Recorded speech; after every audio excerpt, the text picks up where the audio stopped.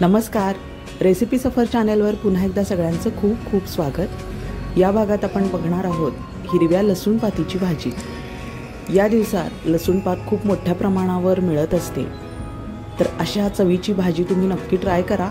खूप सुंदर बनते आणि याच्या स्ट्रॉंग फ्लेवरमुळे ती हवीशी वाटते। बघा, खूप सुंदर झालेली आहे भाजी, खूप कमी साहित्यात आणि अगदी कमी वेळात बनणारी ही भाजी आपण आजच्या भागात बघणार आहोत।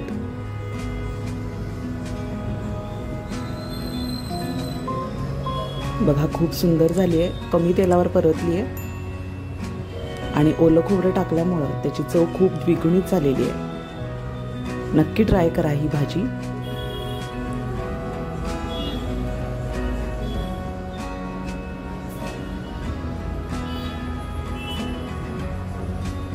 त्यासाठी लागणार आता साहित्य बघूया।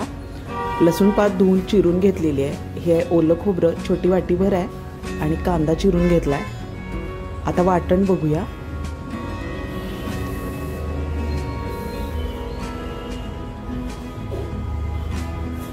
वाटण्यासाठी मूठभर कोथिंबीर लागणार आहे आपल्याला।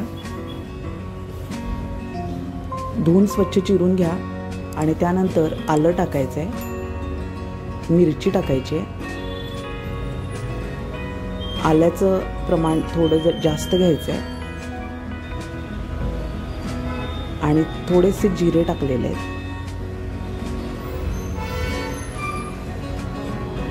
आता ही आहे मिऱ्याची चटणी, चमचाभर मिऱ्याची चटणी घ्यायची आहे। मिऱ्याच्या चटणीचा व्हिडिओ अपलोड आहे याआधी। पाणी न घालता हे असं जाडसर वाटण करून घ्यायचे। आता भांड्यात चमचाभर तेल घेतले मी। तेल चांगलं तापलं की त्यावर चमचाभर हिंग टाकायचं आहे आणि त्यावर आता कांदा परतून घेऊया।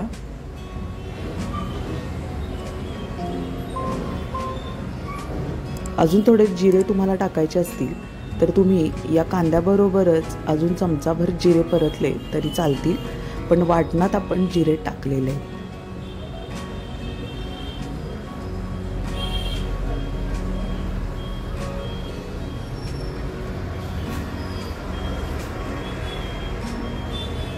कांदा चांगला परतून घ्यायचा आहे तेलावर, खूप करपवायचा नाही, थोडा ट्रान्सपरंट होऊ द्यायचा।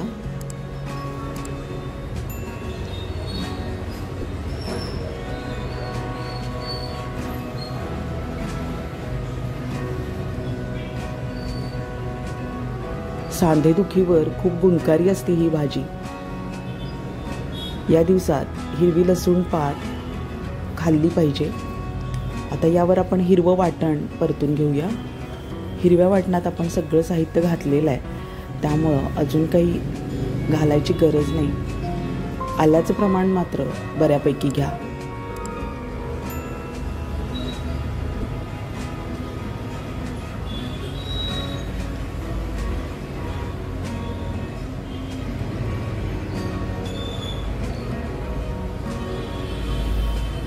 वाटण परतत आलेलं आहे आणि आता त्याला तेल सुद्धा सुटायला सुरुवात झाली आहे। मस्त खमंग अरोमा यायला सुरुवात झाली आहे बघा। आता त्यानंतर ही चिरलेली पात टाकूया त्यावर, लसूण पात।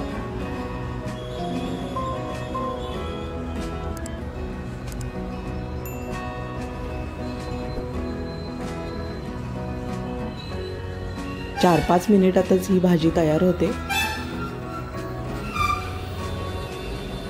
चांगली परतून घ्यायची फोडणी।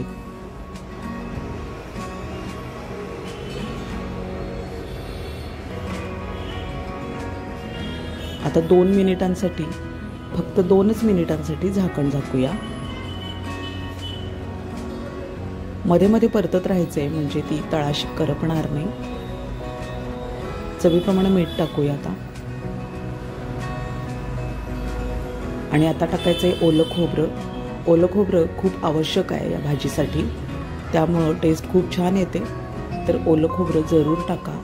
आता या स्टेजला जर तुम्हाला भरड शेंगदाणे टाकायचे असतील तर टाकले तर चालतील, पण तशी काही गरज नाही शेंगदाण्याची।